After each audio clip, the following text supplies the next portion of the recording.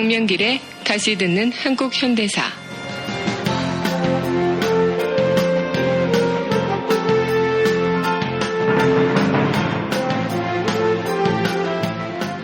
제13강 가보농민혁명 특집 새야새야 파란새야.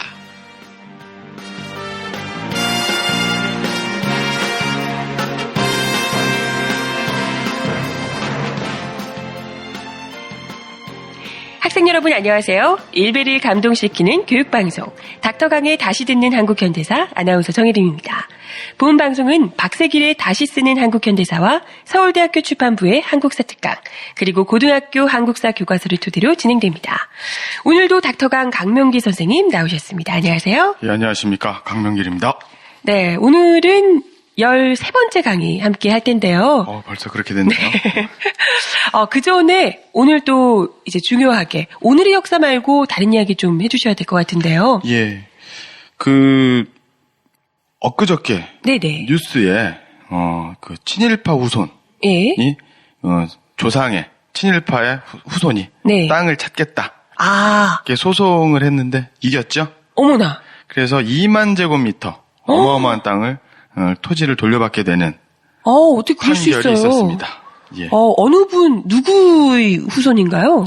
바로 이제 친일파 네. 이진호의 후손이 되겠습니다. 아니 뭐 별로 친일을 제대로 안 했던 사람인가 봐요. 그러니까 땅을 찾아주지? 그럴까요? 네. 엄청난 사람입니다. 이진호라고 하는 사람은요. 네네. 일본 제국의회 귀족원의 의원이고요. 중추원 부의장, 네. 도지사를 역임한 사람입니다.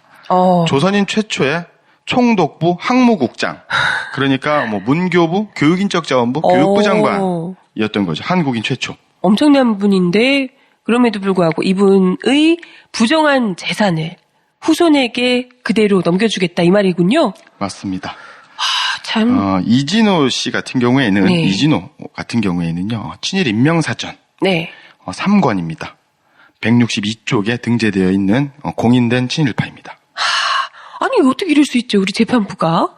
참 답답하네요. 그렇기 때문에 이런 친일 잔재를 친일을 청산하는 데 있어서는 우리 국민들의 우리 시민들의 깨어있는 역사의식도 중요하지만 네.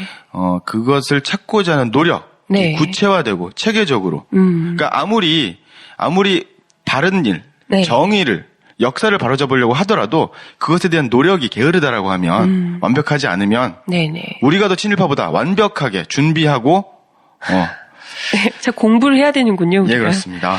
그래서 다제사가 있는 거죠.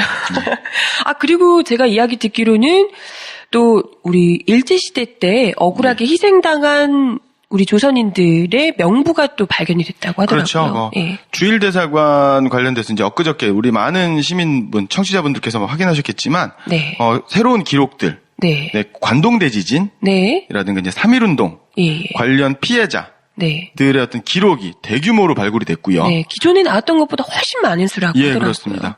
그러니까 박은식 선생님의 독립운동 지열사라는 책에 보면 네. 6,7천여 명의 무고한 조선인들이 네. 일제에 의해서 3.1운동 때 네. 학살당하고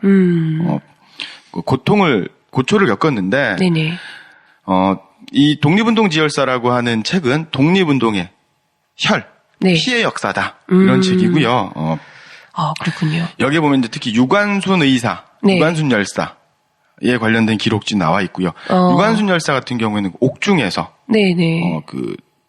순국을 하셨던 분이죠. 모진 고문 그렇죠. 끝에. 네. 아주 꽃다운 나이에. 예, 고문의 내용은 너무나 잔인하고 너무 참혹해서 예. 그 순국하시고 나서 그 시신을 예. 수습하려고 이제 지인들과 가족들이 갔을 때에도 시신을 좀 알아보기가 힘들 어떡해. 만큼 처참하였다. 근데 또 그런 소문도 있더라고요. 뭐 시신을 토막냈다. 뭐 이런 소문도 있던데요. 예, 그렇습니다. 뭐 그 6개의 네. 토막으로 살해했다. 그래서 상자에 네. 넘어서 이제 그 가족들과 그 유가족에게 인계를 했다라고 하는데 그것은 뭐 근거가 조금 빈약한 내용이고요. 그래요. 예. 예. 증언한 바에 의하면 그 유가족이 그 당시에 그 시신을 네. 유관순 열사의 시신을 인도받았던 지금 유가족들에 의하면 그러진 않았다. 네네. 그런데 그 유관순 열사, 네. 그다음에 우리가 이제 독립운동 그러면 그 손에 꼽을 수 있는 독립운동 몇 분 안 계시죠. 뭐 그렇죠. 안중근 의사도 그렇고. 예, 그렇습니다. 근데 안중근 의사하고 유관순 열사의 공통점 뭔지 아십니까? 어떤 거죠? 두 분 모두 시신을 찾을 수가 없습니다. 유관순 열사도 시신을 찾을 수가 없나요? 예, 그렇습니다. 가족들에게 인계를 했다고 하시는데. 예, 가족들이 이제 인계를 해서 네. 일단은 그 장례를 절차를 네네. 해야 되지 않습니까? 그런데 장례 절차를 하기 전에 그 용산 부근, 이태원 부근에 네. 임시로 매장을 하였습니다. 그런데 이제 일본군이 주둔하면서 그 묘지 터가 네. 훼손이 되어서 시신을 찾을 수 없게 되었습니다. 정말 이미 돌아가신 분의 묘까지도 그렇게 힘들게 하는군요. 그럼 아직까지도 아예 찾지 못한 상황이라는 그렇죠. 거죠. 예. 마찬가지로 이제 안중근 의사 같은 경우도 네. 가묘만 있는 것이지 실제로 안중근 의사가 이제 손구하셨던 그 여순 과목이죠. 네, 류순 이렇게 그렇죠. 부르던데요. 예. 그 감옥에서 시신을 그 묘지를 네. 발굴하려는 노력이 몇 차례 있었지만 안중근 의사의 유해를 발굴하는 데는 실패하고 있었고요. 네. 분명히 그 안중근 의사께서 유서에 그런 이야기를 남기셨다고 하더라고요. 고향 땅에 묻히고 싶다. 예, 맞습니다. 이렇게 얘기를 하셨는데 뭐 어딘가 보니까 중국에서 그 현장에 뭐 아파트가 고층 아파트가 들어섰다 뭐 이런 예. 얘기도 있던데요. 개발이 되어서 이제 그 개발이 되다 보니까 그 토지가 그 묘역 자체가 대단히 많이 훼손이 되고 예. 또 접근 자체가 이제 불가능하게 된 거죠. 네.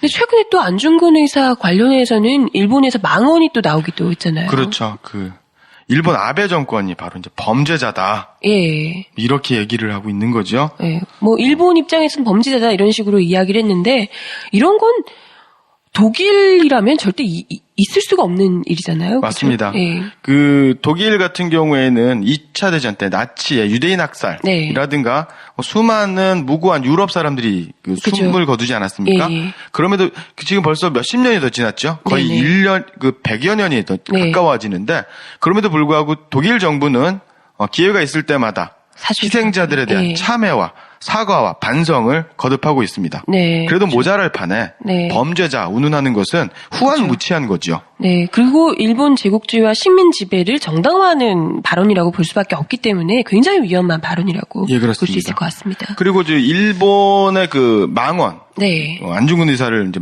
범죄자다라고 했는데 네네. 그것에 대항하는 그 중국 대변인, 홍레이 대변인은 중국인들은 안중근 의사를 존경한다. 라고 발표한 적이 있죠. 네. 뭐, 중국과 일본은 그런 부분에서는 또 같은 역사적 그 피해를 본 경험이 있기 때문에 또 그렇게 생각하지 않을까 싶습니다. 한편으로는 또 사실 안중근 의사도 그렇고 유관순 열사도 그렇고 정말 우리가 국민 모두가 알고 있는 이름을 알고 있는 몇 안 되는 독립 투사시잖아요. 네, 맞습니다. 이런 분들의 시신을 우리가 찾지 못할 정도로 너무나도 안이하게 우리 이런 분들 소중한 우리 독립 열사 투사들의 이 삶에 대해서 우리가 조금도 좀 뭔가 책임지지도 않고 노력조차 기울이지 않았던 것 아닌가 이런 안타까움이 드네요. 이런 일들 같은 경우에 이러한 일들은 시민들 우리 국민들이 한마음 한뜻으로 나서는 것이 마땅하고요. 그에 앞서 대한민국 정부가 앞장서서 앞장서서 해야 되는데 그러지 못하는 것 너무나 안타까운 일이 아닐 수가 없습니다. 네. 더군다나 그 유관순 열사 같은 경우에는요. 그 16세, 17세. 네. 정말 꽃다운 나이에. 이 나이에 돌아가셨는데 3.1운동 당시 유관순 열사의 고향이죠. 고향인 병천.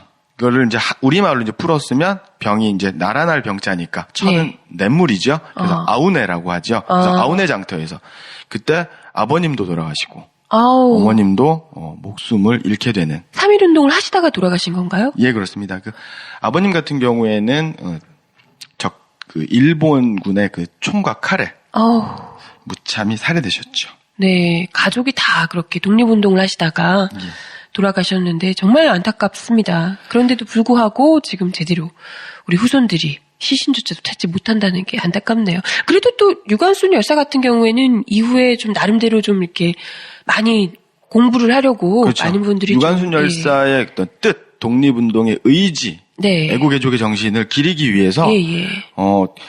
우리가 알고 있는 수많은 독립운동가 중에서 가장 나이 어린 독립운동가 중에 한 분이시죠. 그리고 그럼에도 불구하고 또 많이 알려졌고요. 예, 그렇습니다. 이분이 그 유관순 열사의 어떤 행적과 독립운동의 정신이 드러나게 된 것은 개신교, 네. 기독교죠. 기독교의 역할이 대단히 큰데요. 아. 여기서 조금 좀 안타까운 일들은 독립운동의 뜻을 기리려고 하는 사람들의 네. 어떤 힘과 지혜, 노력으로 유관순 열사의 행적과 애국애족의 정신이 드러나는 것이 아니라 그래요? 친일파, 개신교 친일파들에 의해서 자신들의 친일 행적을 은폐하려는 아니 어떻게 그럴 수가? 예, 그런 노력에 의해서 네. 그것이 좀 안타까운 일입니다. 바로 누구냐면 네네. 유관순 열사의 스승인 네. 그 인덕대학 설립자입니다. 박인덕이라는 사람에 의해서 이 박인덕 씨는요 친일 인명사전 2권 91쪽부터 94쪽까지 상당 많은 지면을 네. 할애해서 나타난 대표적인 친일이고요. 김환란과 선후배 관계입니다. 네네. 그 유관순 열사의 를 검색을 하시면은요, 유관순 열사하고 유관순 열사 이게 학교 같은 학생들하고 선생하고 네네. 찍은 사진이 있습니다. 네. 그 찍은 사진에 있는 선생이 바로 박인덕 씨입니다.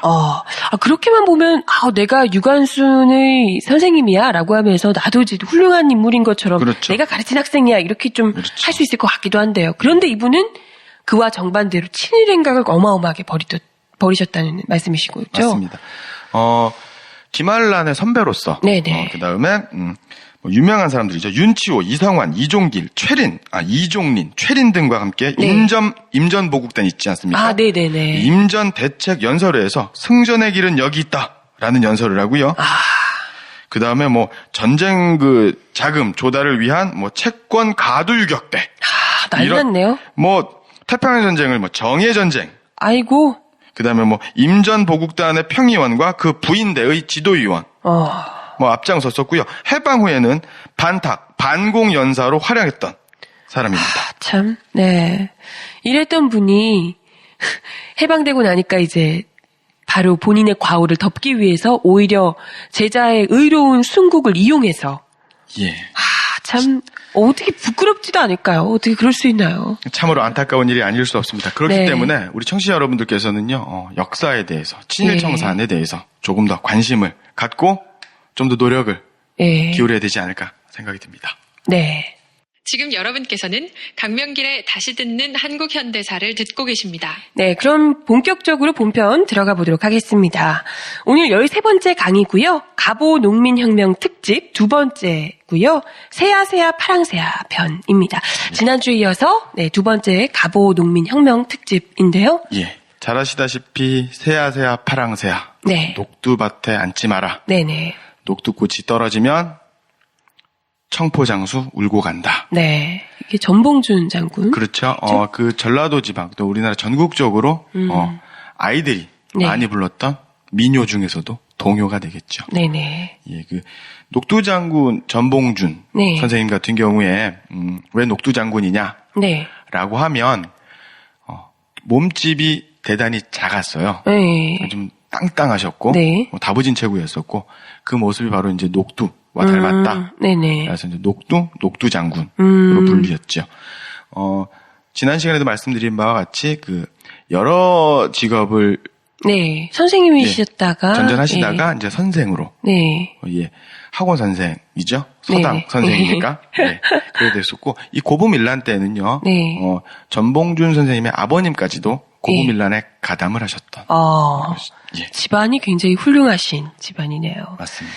네, 지난주에 저희가 고부밀란 거의 이제 갑오 농민 혁명의 시작이 되었던 고부밀란부터 앉으면 죽산, 서면 백산의 이게 얘기였던 백산 집회도 이야기를 나눴습니다. 이러고 나서 이제 본격적으로 농민 전쟁으로 이어지는 농민 그렇죠. 혁명으로 이어지는 길을 오늘 또 이야기를 같이 해주실 텐데요. 고부밀란을 통해서 농민들의 어떤 분노, 네. 그다음에 잘못된 정치, 탐관오의 수탈에 대한 네. 어떤 변화시켜야겠다. 고쳐나가겠다는 요구와 열망이 커지게 되고 네. 안핵사 이용태라고 하죠. 안핵사 이용태가 오히려 탐관오리를 두둔하고 네네. 농민들을 가혹하게 수탈하면서 네.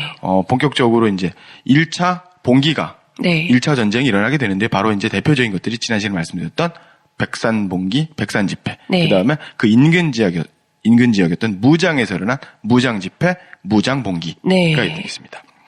이 무장집회, 무장봉기를 통해서 네.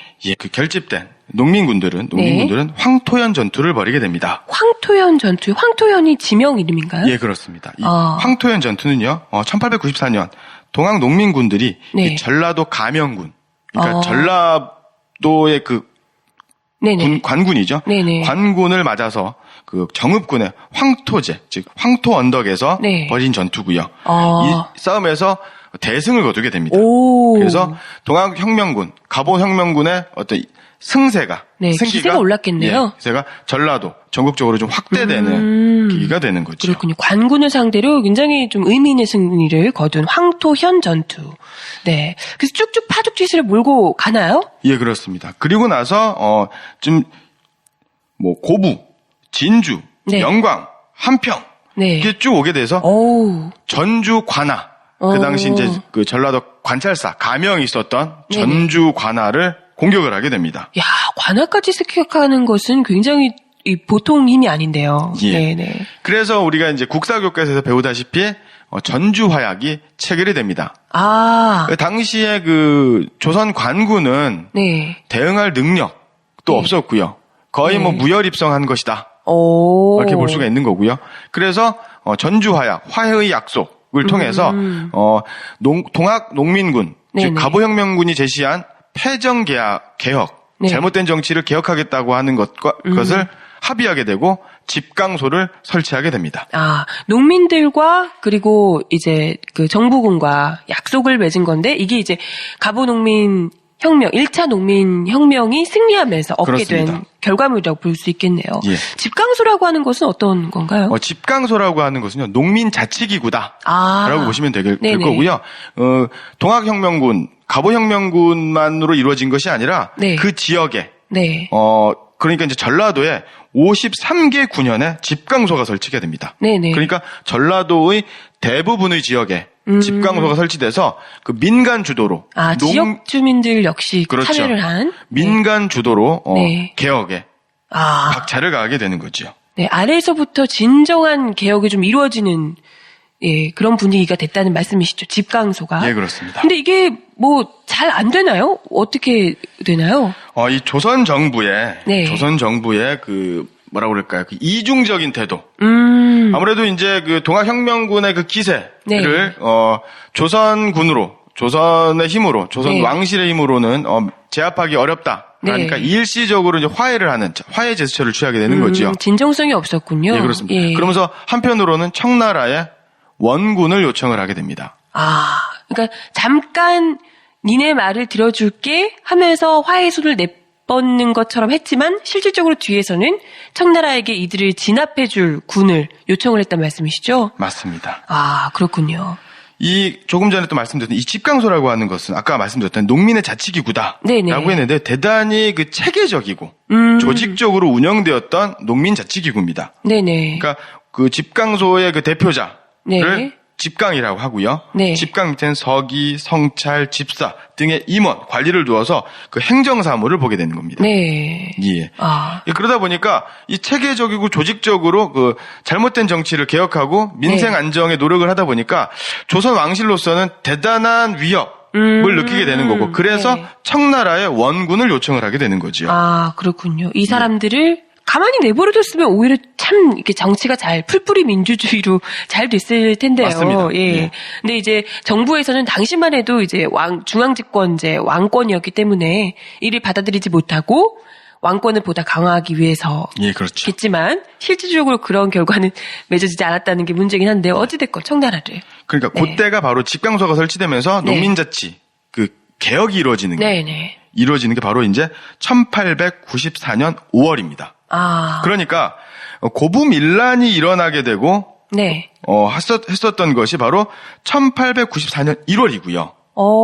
그리고 그 1894년 바로 이제 그 전해죠. 네네. 전해 같은 게 동학이 지금 세력을 확대했었던 시기죠. 그러니까 여러분들 그 동학농민운동, 동학혁명, 갑오농민전쟁이 대단히 오랜 기간에 이루어졌다라고 하는 것이 아니라 한 1년 남짓한 2년이 안 되는 기간에 이루어진 거고요. 네네. 외세의 개입으로 인해서 처참한 처절한 실패를 맞이하게 되는 겁니다. 그러니까 얼마나 그 기간 동안 역동적이고 그렇겠네요. 그런 정세가 이루어졌었는지를 좀 확인할 필요가 있고요. 그래서 이 5월 달부터 6월 달, 7월 달, 8월 달, 그러니까 봄, 여름부터 외세의 개입, 그다음에 또 일본의 그 잔인한 압살 작전이 벌어지게 되는 겁니다. 형성평가 1번. 복이 가와 나 사이의 시기에 있었던 동학 농민군의 활동으로 옳은 것을 고르시오. 복이 가. 농민군이 이동하였다는 보고가 있어 광군은 백산을 내려가 북쪽으로 추격하였다. 농민군은 거짓으로 패한 것처럼 꾸며 황토 고개에 진을 쳤고 광군은 고개 아래쪽에 진을 쳤다. 농민군이 삼면을 포위하고 서쪽 한 방향만 열어놓고 공격하자 광군은 일시에 무너졌다. 복이나 정읍에서 진격해온 농민군이 전주 서문 밖에 이르러 진을 쳤다. 감사 김문현은 서문을 닫아 걸고 성문 밖에 민가 수천 채에 불을 질러 그들이 성을 타고 넘어와 공격할 것에 대비하였다.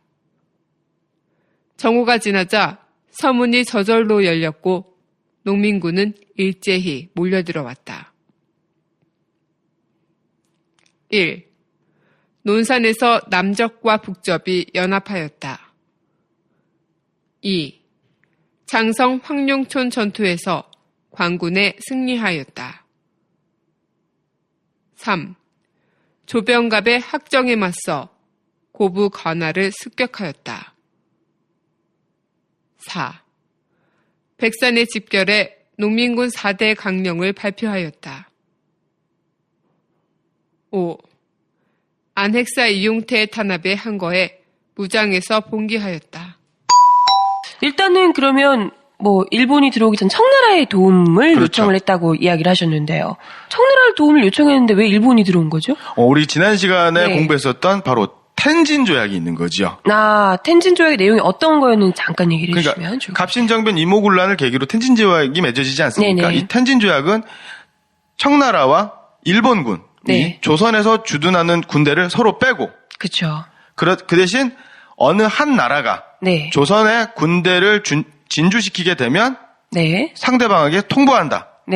이렇게 되는 거죠. 들어오려면 같이 들어오고 빠지려면 같이 빠지자, 이런 조선과는 상관없는 일본과 청나라 간의 조약이었다라고 이야기를 하셨죠. 그래서 청나라 군대가 오니까 일본이 바로 이제 일본군을 조선으로 들어보내는 거죠. 텐진 조약을 하지 않았냐, 우리도 가겠다, 이런 거죠.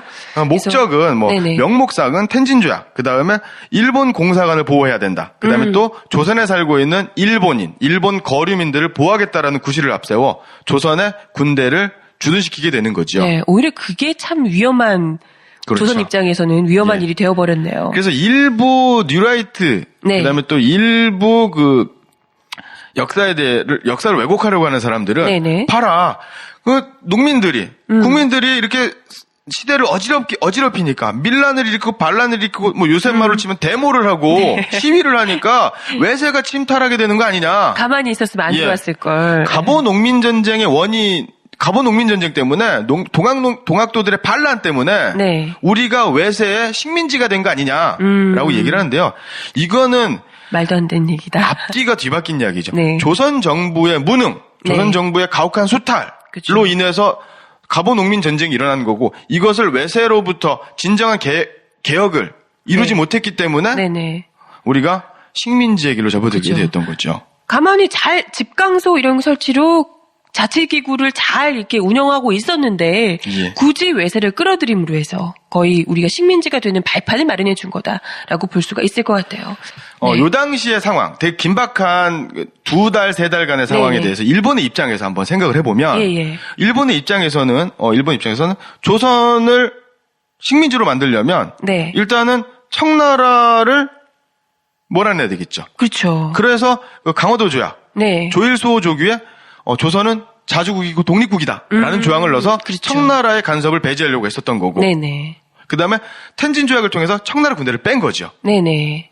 그러면 조선 정부는 친일 내각만 세우면 내가 조선을 쉽게 먹을 수 있겠다. 그러니까 그렇죠. 외교적인 노력으로 네네. 내정 간섭을 통해서 조선을 식민지로 삼을 수 있겠다라고 생각을 했는데 농민들이 개혁을 요구하고 사회 변혁을 네, 주도하게 되니까 예. 일본 입장에서는 적이 3명이 생긴 거예요. 바로 추가가 된 거군요. 그렇죠. 청나라. 네. 그다음에 청나라를 끌어들인 조선 정부는 바로 친일 정부가 아니라 친청 정부가 되는 거죠. 네네. 그래서 조선의 친청 내각. 그다음에 동학 가보농민 혁명군이 네네. 되는 거지요. 셋 다 제거를 해야 되는 입장에 예. 놓여 있는 거예요. 그래서 청나라와 함께 일본군이 일단 들어와서 예. 청나라와 맞붙게 됐을 거고요. 예, 그렇습니다. 그리고 이제는 그러면 일본 친일 내각을 만들어야 되겠네요, 일본이? 맞습니다. 네. 그래서 일어난 사건이 역사 교과서에 국사 교과서에 나와 있지 않은 부분입니다. 어떤 바로 건가요? 가보별난, 가보외란이라고 하는 거죠.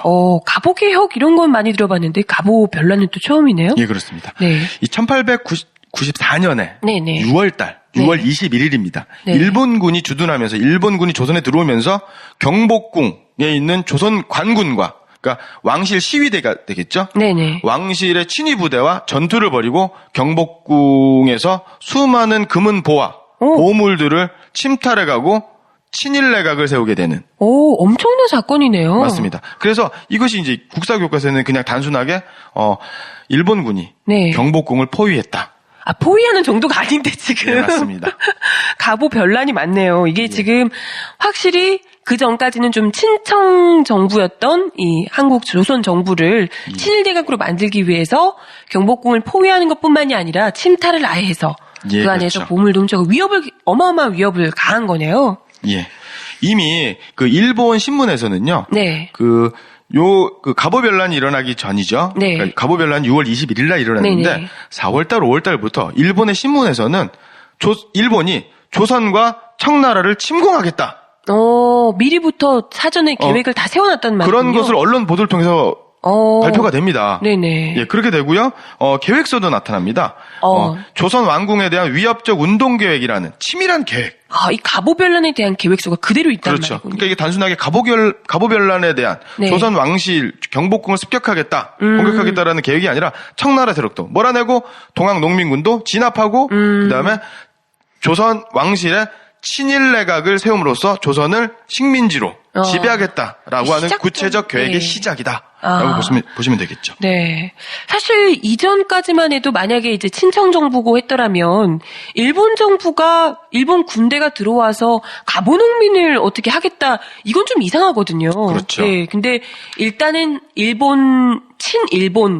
친일적인 정부를 세우고 나니까 마치 정부를 도와주는 것처럼 하면서 그때부터는 가보농민 혁명을 진압할 수 있는 뭔가 명분을 얻게 된 거라고 볼 수 있겠네요. 맞습니다. 그래서 그 가보별난이라고 하는 불법적 네. 행위를 은폐하기 위해서 처음에는 전투가 이루어지고 나서 이제 일본군이 승리를 하게 되지 않습니까? 예. 일본군이 승리를 하게 되는데 그러면 승리하니까 깃발을 꽂지 않습니까? 예. 일본군 자기들 군대 깃발을 꽂아요. 근데 바로 그 깃발을 내리게 됩니다. 왜요? 만약에 이걸 외신 기자에서 해외로 보도가 되면 네네. 야, 일본이 조선을 침략했네. 이런 식으로 발표가 되는 거죠. 그러면 여론에 국제 여론에서 좋은 반응을 받을 수가 없는 거죠. 네네. 그렇기 때문에 국기도 내리게 되고 그다음에 일본 군대 깃발도 내리게 네네. 되고 그러면서 그 조선 정부 내에서 개혁을 해야겠다라고 하는 가보 개혁이죠. 네. 가보 개혁을 일본 주도로 그리고 요때 이 명성황후를 포함해서 네. 그 당시 내각 실권을 장악하고 있었던 명성황후의 일가들이 네. 궁궐을 떠나서 피신을 하게 됩니다. 그렇군요. 참 이게 지금 처음에 가보농민 운동, 그러니까 뭐 고부밀란 일어나고부터 지금 불과 1년여밖에 안 된 상황에서 이게 다 일어난 일인 거잖아요. 그렇죠. 예. 참 아주 이렇게 숨막히고 숨가쁜 네. 사건이 전개되고 있었던 거죠. 순식간에 청나라와 일본이 뒤엉켜서 청일전쟁, 이렇게 해서 청일전쟁이 이제 일어난 그렇죠. 건데요. 동시에 청일전쟁이 예, 일어나고요. 예. 이 갑오변란을 통해서 실질적으로 네. 대한민국 그 조선의 군대가 해산되는 계기. 우리가 보통 군대 해산이라고 하면 1907년 고종 황제가 강제 퇴위되고 네네. 헤이그 밀사 사건을 계기로 네. 헤이그 특사 사건을 계기로 고종이 퇴위하고 군대가 해산된다라고 예. 알고 있지만 실질적으로는 요때 바로 조선의 군대가 무력화되는 네. 시기가 됩니다. 그러면서 일본이 꽉 잡고 있게 되네요. 금은보화라든가 왕실의 보물들을 훔쳐가고 네. 뿐만 아니라 조선에 그나마 있었던 신식 무기들을 다 걷어가고 그 무기를 가져가고 하는데 아마 이틀이 걸렸다고 합니다. 그러니까 엄청난 무기, 네. 얼마 되지도 않았지만 네. 그걸 다 가져가서 조선군을 무력화시키는. 그냥 그야말로 종이호랑이로 만들어버린 셈이네요. 예, 그렇습니다.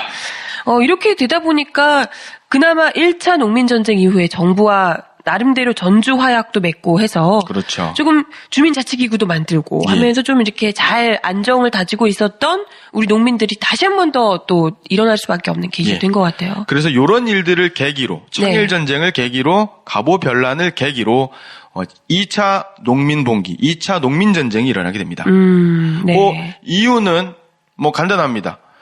조선의 어떤 개혁, 네. 부정한 정치를 개혁하는 것도 중요하지만 외세가 쳐들어오고 있으니 네. 청나라와 일본을 몰아내는 것, 네. 왕실을 조선을 지키는 것이 중요하다. 그래서 2차 봉기가 2차 농민전쟁이 일어나게 되는 겁니다. 네.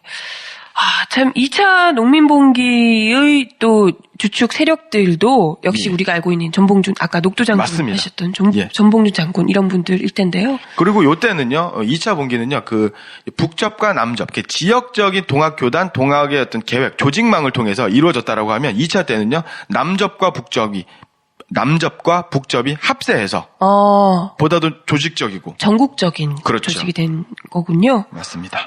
근데 이게 참 안타깝게도 일본군의 거의 이제 처참하게 깨졌다는 말씀이시죠? 네, 맞습니다. 우리 농민들의 무기라고 하는 게 그나마 가장 신식 무기가 임진왜란 때 개발되었었던 화승총이 뭐냐면 이제 화승총이니까 아주 구식 조총보다 살짝 개량된 네. 단계의 총이다라고 보시면 될 거고요. 그에 비해서 일본 같은 경우에는 조직적인 훈련까지 받은 그렇죠. 군대에다가 신식 무기까지 기관총, 대포, 별의별 무기, 당시에 최신식 무기 이런 이제 무장했었고, 그렇죠. 예, 그렇기 때문에 안타깝지만. 네. 나름대로 우리 광군을 상대로 했을 때는 그래도 조금 승기를 잡을 수 있었는데 네, 일본 시식 무기 앞에서는 어쩔 수가 없었네요. 그래서 네. 그래서 1894년 9월 달부터 네. 척외, 그러니까 외놈을 배척하기 위해서 몰아내기 위한 기병, 군대를 일으킨다. 네. 그래서 남접과 북접이 모여서 삼내라는 곳에서 집회를 하게 되고 본격적인 2차 농민전쟁이 일어나게 되는데 이게 한 어느 정도까지 이어진 건가요? 그러니까 마지막 전투가 바로 이제 우금치 전투입니다. 네. 우금치 전투는 이제 공주, 충청남도 공주에 있는 고개 이름인데요. 네. 우금치 전투에서 이제 패배하게 됩니다. 이때가 바로 1894년 10월 25일. 그러면 정말 1894년 1년 안에 다 일어난 일이네요, 이게. 네, 맞습니다. 그러니까 동학농민군이 총공격을 합니다. 방어전을 하는데 수많은 그 동학 농민군, 갑오 농민군이 모였지만 누구도 자신들이 이길 것이다, 승리할 것이다라는 생각을 하지 않았습니다. 난 여기서 죽겠다, 목숨을 걸겠다. 그래서 살아남은 자가 500명 정도예요. 기록에 따라 약간 다르지만 기록을 좀 최소화해서 본다면 만여 명의 갑오 농민군 중에 500명만 살아남았다. 네. 예, 그렇게 됩니다. 10,000명 중에 500명. 예. 정말 안타깝네요. 근데 그분들이 다 본인들이 그 자리에서 죽을 줄 알면서도 그 자리에서 싸웠다는 말씀이시잖아요. 예. 참, 이 과정에서 정말 안타까운 사연들도 많았을 것 같아요. 예. 그리고 한 달 후에 전봉준 장군이 체포가 되고요. 네. 그 전봉준 장군의 사진을 보면, 그 압송되는 사진을 보면, 죄인이잖아요. 예. 역적 죄인 아닙니까? 예. 정부 입장에서는 역적 죄인이고 일본 입장에서 봐도 이제 반역, 반란의 수괴인데 가마 같은 거 들것에 탈고 있습니다. 예. 그래서 저는 참 의아했어요. 아니 일본에서 그렇게 조선 정부에서 저렇게 관대한 대우를 해줄 수 있을까? 사실은 그것이 그 다리에 심각한 부상을 입었기 때문에 걷지 못하는 상황이었기 때문에 들것에 실려서 압송되는 장면을 사진으로 찍은 것이었습니다. 2번. 다음에 보기가 설명하는 것을 고르시오. 보기. 갑오 농민혁명 당시 농민혁명군이 호남 지방의 각 군현에 설치하였던 농민자치기구다. 농민혁명군이 전주성을 물러난 뒤인 7월 초 농민군 측과 정부 측이 협력해 도내의 안정과 치안 질서를 바로잡고 합법적인 범위 안에서의 패정 개혁 활동 등을 실행하였고 호남 대부분의 고을에 설치되었다. 1. 귀 막혔소? 2. 국민 요구 들어보소? 3. 댓글 당선 취소? 4. 박한봉양 사퇴하소? 5. 집강소? 당시에 전봉준 장군에 대한 백성들의 지지가 어마어마했다고 들었거든요. 네. 그렇죠. 그 전봉준 장군 같은 경우에는 거의 전설이라고 할 수 있을 만큼. 네. 왜냐하면 뭐 싸움을 잘해서, 연설을 잘해서가 아니라 전봉준 장군을 비롯한 동학농민혁명군의 마음가짐, 농민의 마음 아니겠습니까? 그렇죠. 예. 그런 것들 때문에 말하지 않아도 알 수 있는 상황이었고요. 그 새야새야 푸른 새야 파란 새야 그 노래가 괜히 나온 게 아닐 것 같아요. 그 동요인데도 굉장히 슬프잖아요. 예. 한 번쯤 특히나 아이들이랑 혹시 같이 들으시는 분들이 계시다면 노래를 꼭 한번 알려주셨으면 좋겠어요. 예. 그리고 이 동학농민전쟁, 갑오농민전쟁 하면 우리가 이제 전봉준 장군, 그다음에 동학을 창시하신 최재우 선생님, 뭐 손병희 선생님, 뭐 이런 분들만 알고 있는데 동학농민의 그 5대 장군이 계십니다. 네, 어떤 분들인가요? 이런 분들은 저희가 또 성함을 꼭 외워둬야죠. 그렇죠. 전봉준 장군 외에 그다음에 전봉준 장군이 처음에 계시고요. 두 번째로는 손화중 장군. 그다음에 김계남 장군. 그다음에 김덕명 장군. 김덕명 장군. 그다음에 최경선 장군. 예, 5분의 우리가 이제 을사오적 이렇게 해서 외우는데 이분들은 동학농민운동을 하셨던 장군님 5대 5분이십니다. 혁명 장군입니다. 네네. 이분들 역시도 다들 이제 사망을 그때 당시 잡혀서 사망을 하신 건가요? 효수, 그러니까 목이 잘리는 형벌을 받고 종로에 아니면 또 이제 전라도 지방에 목이 걸리는. 어떡해요. 뿐만 아니라 가족이 다 죽죠. 참 처참하네요. 이 5분들을 모두 다 소개시켜드리기는 좀 시간 관계상 좀 부족한데 손화중 장군님만 간단하게 좀 소개시켜드리면요. 이분은 그 사료에 의하면 이봉우의 측근이었던 이봉우의 고발로 일고로 관군에 의해서 체포되었다. 측근이 배신해서 그런 거예요? 뭐 이제 그렇게 알려져 있는 거죠. 그런데 여기에는 비하인드 스토리가 있습니다. 어떤 건가요? 그 전봉준 장군이 그 우금치 전투에서 이제 패배하지 않습니까? 그러고 나서 이제 전세를 만회하기 위하여 여러 가지 노력을 하지만 끝내 그것이 좌절하게 됩니다. 그래서 많은 지도자들, 동학농민군들 뿔뿔이 흩어지고 이제 피신을 하게 됩니다. 마찬가지로 손화중 장군도 이제 피신을 하게 되는데 그때 이제 밀고자라고 알려져 있던 이봉우의 도움으로 이제 숨어 있게 됩니다. 그분이 도와준 분이에요? 예, 그렇습니다. 이 손화중 장군님께서는요, 그 죽음을 같이 맹세했던 전봉준, 김계남 장군이 이미 관군에 체포됐다라는 소식을 듣고 너무 이제 시리에 빠져 있습니다. 그리고 자신도 곧 체포될 것이다라는 예감을 하게 되죠. 그때 이봉우에게 내가 나를 고발하여 후한 상을 받아라. 그동안 너에게 진 은혜를 갚겠다.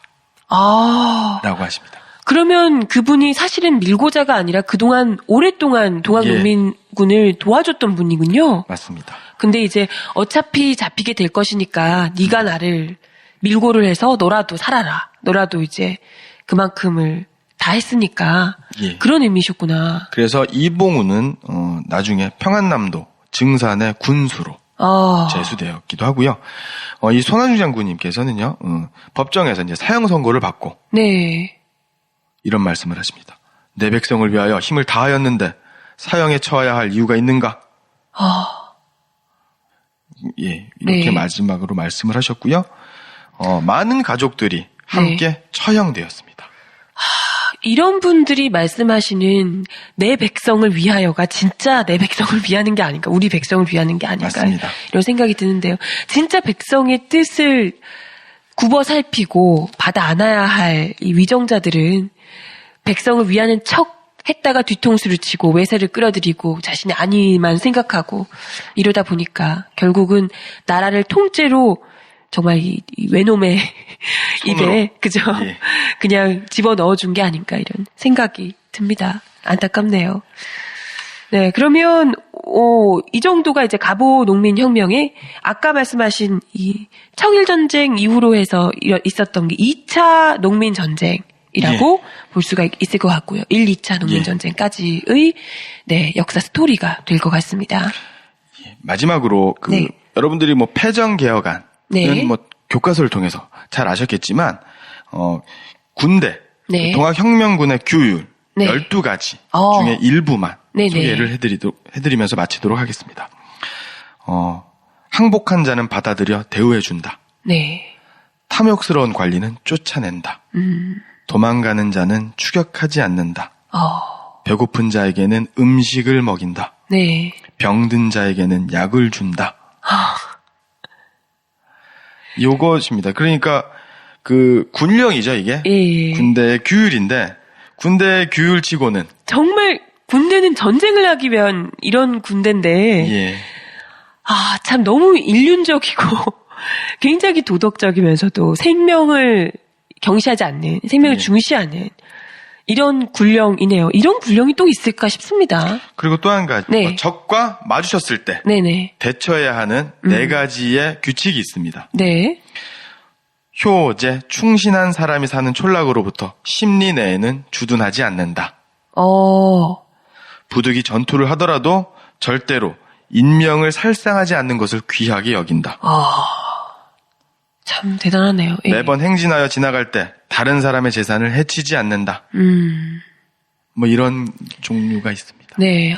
정말 이렇게 도덕적, 이러니까 주변에 그 많은 백성들이 동학농민군을 그렇게 따르고 지지하고 그러지 않았을까 이런 생각이 드네요. 아무튼 참 진정한 나라를 위한 민심을 잃는 군대가 어떤 군대인지 이게 갑오농민 혁명을 통해서 우리가 보게 됩니다. 아래로부터 혁명이 이게 참 좋은 예일 수 있었을 텐데요. 맞죠. 성공만 했더라면 얼마나 좋았을까. 안타까움이 큽니다. 3번. 다음의 보기가 설명하는 것은 무엇인가? 보기.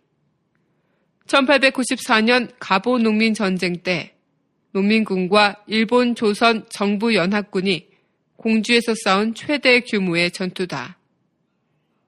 농민 전쟁의 향방을 가늠하는 중요한 전투였으나 농민군이 대패함으로써 농민혁명 실패의 결정적 계기가 되었다. 조선 정부는 2,500여 명의 병력을 동원했고 일본군은 보병 18대대 등 200여 명으로 동학당정 토군을 편성해 각처에서 농민군을 학살하면서 공주로 돌아갔다. 농민군은 4일간에 걸친 2차 공주 접전에서 대패했고 이후 호남 일대에서는 이규태, 이두황이 이끄는 광군과 일본군에 의해 무자비한 농민군 사륙전이 자행되었다. 1. 사이버 사령부 댓글 심리전 2. 정의구현사재단 시국미사 3.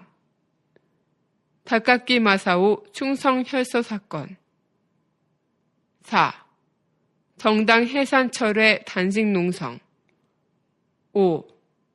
우금치 전투 갑오 농민혁명, 네. 동학 농민전쟁은 미완의 혁명, 네. 실패한 혁명이지만 갑오혁명 이후, 농민혁명 이후 수많은 동학 농민군들은 네. 의병전쟁을 예. 통해서 3.1운동을 통해서 조선의 대한민국의 독립, 자주를 위해 헌신하셨던 네. 여러 운동의 바탕이 되었을 뿐만 아니라 네. 87년 민주화 항쟁 네. 그리고 오늘날에 이르기까지 그 정신이 면면이 계승되어 있고요. 네네. 역사를 아는 것, 네. 이것이 바로 우리가 현재를 살아가는 예. 힘과 지혜가 되지 않을까라는 네네. 생각이 듭니다. 네. 그때 그 시절에 혁명을 일으켰던 분들의 정신이 아직까지도 우리 가슴속에 팔딱팔딱 숨쉬고 있다 이런 생각이 듭니다. 여러분들도 잘 가지고 계시죠? 실패한 혁명이 아니라요. 네. 미완의 혁명이 아니라 네. 현재 진행형인 혁명이다. 네. 멋지네요. 현재 진행형. 아직까지도 우리 모두는 그 혁명을 이어가고 있는 중이다 이렇게 생각하시면 될 것 같습니다. 예, 맞습니다. 네, 오늘 13번째 강의 갑오 농민혁명 특집 2번째 시간 함께 하셨습니다. 새야새야 파랑새야 편 어떠셨는지 모르겠네요. 이번 강의 끝으로 다음 시간에는 다른 강의로 해주시는 거죠? 예, 다음 주에는 바로 그 갑오 농민혁명 1년 후에 있었던 네. 1895년의 을미사변, 네. 명성황후 네. 시해 사건을 네. 공부하도록 하겠습니다. 네, 아무튼 다음 주에도 많이 기대해 주시고요. 오늘도 강의 감사드립니다. 고맙습니다.